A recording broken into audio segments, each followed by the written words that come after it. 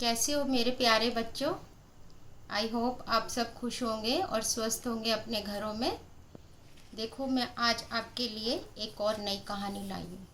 लेकिन बच्चों, आज पता है आपको क्या डे है? आज मदर्स डे है। आपने विश किया अपनी मदर को? जल्दी से जाके करो, फिर कहानी हम सुनेंगे। मेरी तरफ से भी आप सब मदर्स को हैप्पी मदर्स डे, और सब बड़ों को प्रणाम और बच्चों को मेरा प्यार, क्योंकि छोटे छोटे बच्चे मेरे दोस्त बन चुके हैं अब। देखो बच्चों, आज तो मैं आपके लिए बहुत ही बढ़िया कहानी लेकर आई हूँ, तेनालीरामा की। सुनना चाहोगे ये कहानी मेरे साथ? चलो देखते हैं इस कहानी में क्या है। सबसे पहले मैं आपको बताऊंगी कि तेनालीरामा थे कौन। तेनालीरामा एक कृष्णदेव राजा थे जिनके दरबार में रहते थे। उनके पहले मैं आपको बताती हूँ उनके दरबार में कौन कौन था। 8 लोग रहते थे राजा के साथ, जो कि हमेशा राजा उनकी सलाह लिया करते थे। तो तेनालीरामा भी उन्हीं में से एक थे। और बच्चों, आपको इनकी कहानियों में बड़ा मज़ा आएगा। सुनो मेरे साथ। आज मैं आपको बताती हूँ सुनहरे आम की एक कहानी। चलो बच्चों शुरू करते हैं, फिर सुनिए आप। राजा कृष्णदेव राय की माँ बहुत ही धार्मिक विचारों की महिला थी। मैंने बताया ना, कृष्णदेव राय एक राजा थे और ये 8 लोग उनके साथ हमेशा रहते थे। राजा को अपनी माँ से बहुत स्नेह था। अपने जीवन काल में उन्होंने बहुत सारा दान पुण्य और तीर्थ यात्राएं की थी। उनकी बीमार होने पर राजा ने शहर के सर्वश्रेष्ठ चिकित्सक बुलवाए। चिकित्सक कौन होते बच्चों? डॉक्टर। जो आजकल डॉक्टर हमारा इलाज करते हैं ना, उस टाइम उनको चिकित्सक कहते थे। पर वे उन्हें स्वस्थ नहीं कर पाए। माँ का शरीर बूढ़ा होने के कारण साथ ही नहीं दे रहा था। बीमारी की हालत में भी राजा की माँ ने राजा से आम खाने की इच्छा प्रकट की। राजा ने आम मंगवाया, पर आम आने से पहले ही माँ ने हमेशा के लिए अपनी आंखें बंद कर ली। माँ की अंतिम इच्छा पूरी ना कर पाने का दुख राजा को सताने लगा। राजा बहुत उदास हो गए।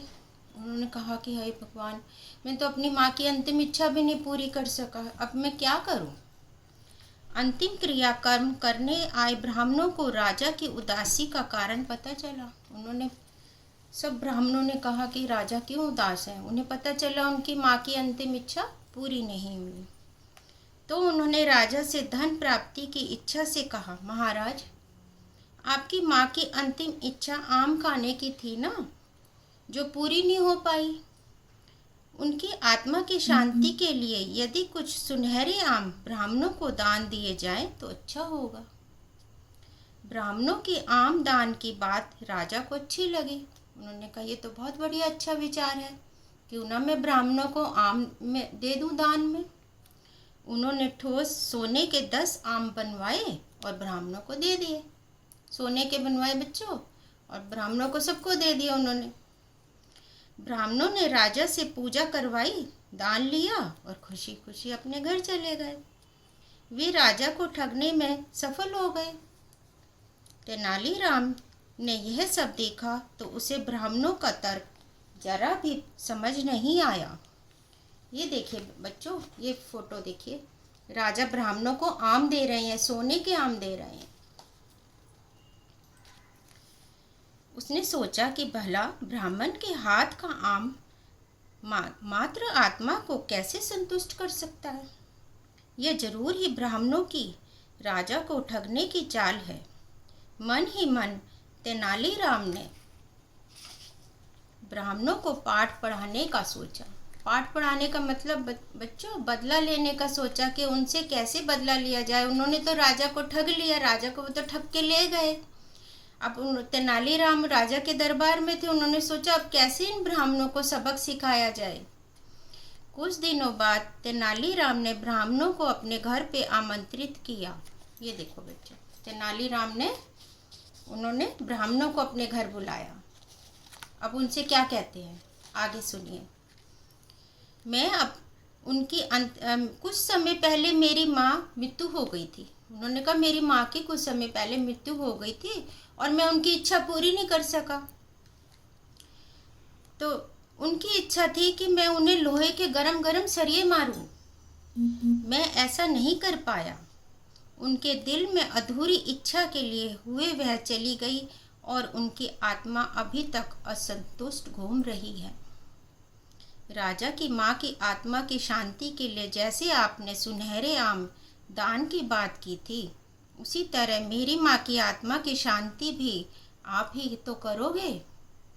मैं अपनी माँ के लिए लाल गरम लोहे के सरिये से आप लोगों को मारूंगा, जिससे उनकी आत्मा को शांति मिल जाएगी। समझ आई बच्चों, किस चालाकी से तेनालीराम ने उनको ब्राह्मणों को सबक सिखाने की सोचा। सामने ही तेनालीराम का सेवक लाल गरम सरिये लेकर खड़ा था। डर के मारे सारे ब्राह्मण ऐसे कांपने लगे बच्चों, ऐसे ऐसे डर से कि हमें तो अब लाल सरिये पड़ेंगे, अब हम क्या करें। सब के सब तेनालीराम के पैरों में गिरकर क्षमा मांगने लगे। देखो बच्चों, माफ़ी मांग रहे हैं कि महाराज हमें क्षमा कर दो। सामने ही सबके सब तेनालीराम के पैरों पर गिरकर क्षमा याचना करने लगे। तेनालीराम ने राजा के आम लौटाने तथा राजा से क्षमा याचना करने के लिए कहा।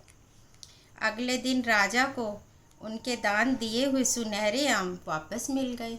ये देखिए, राजा को फिर सारे आम उनके वापस मिल गए, क्योंकि ब्राह्मणों को उनके किए का फल मिल चुका था। यही है बच्चों कहानी। ये देखो, तेनालीराम राजा के दरबार में थे और ऐसे वो सबक सिखाया उन्होंने ब्राह्मणों को। अब समझ आई बच्चों। अब मैं आपके लिए फिर, अगर अच्छी लगी तो आप मेरे सब्सक्राइब करो चैनल को और लाइक किया करो बच्चों। मैं बहुत खुश होती हूँ आपके लाइक को देख के।